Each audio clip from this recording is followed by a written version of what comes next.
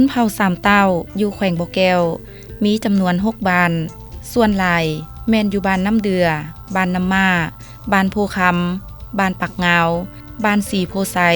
และบ้านน้ำจวมเมืองห้วยทรายประวัติความเป็นมาของเผ่าสามเต้า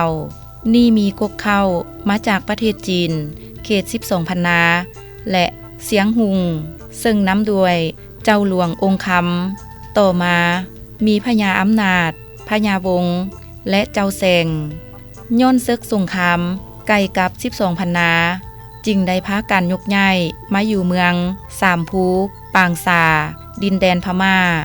ที่ตั้งภูมิลำเนาแต่เดิมมักจะตั้งถิ่นฐานบ้านเฮือนอยู่ตามเปิ้นภูที่มีความสะดวกในการทำมาหากินมีมูลเสื้อทั้งด้านวัฒนธรรมที่ดีงามมาแต่บูหานการ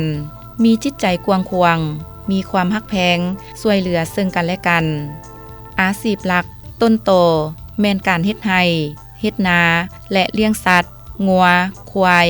และเลี้ยงสัตว์ปีกอื่นๆเพื่อเป็นอาหารและขายเป็นสินค้ามีความเชื่อถือศาสนาพุทธถือเอาวัดวาอารามเป็นศูนย์กลางในการทำพิธีนอกจากนั้นก็ยังถือผีบ้านผีเมืองมีหอลักบ้านลักเมืองเป็นบ่อนศักดิ์สิทธิ์และบุญที่สำคัญก็แม่นอิงใส่ฮีด12ของ14ฮีดยีของเจียงค่ายคือส้นเผ่าลาวการนุ่งถือของส้นเผ่าสามเต้าในเมื่อก่อนจะมีเอกลักษณ์เฉพาะของตนผู้ชายนุ่งทรงสองหน้าสีดำส่วนหัวทรงจะมีสีขาวเสื้อมีดูกด้านหลังแม่หญิงจะนุ่งสินมีตีนสีขาวนุ่งเสื้อหัวจะเขียนด้วยแพรสีบัวอ่อน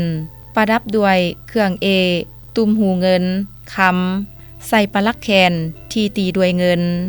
และใส่ปิ่นปักเก่าที่เฮ็ดด้วยเงินและทองวรรณคดีประจำเผ่ามีหลากหลายประเภทเช่นจ้อยยวนขับลือเป่าปีมีกาบกลอาหารการกินหลักก็แม่นข้าวเหนียวอ้อลามปิงและมก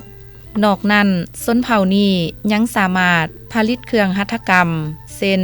จักสันกะตาติบเข่าหวดส่วนแม่หญิงก็จะตำแผ่นแพด้วยกีตังแอวและอื่นๆ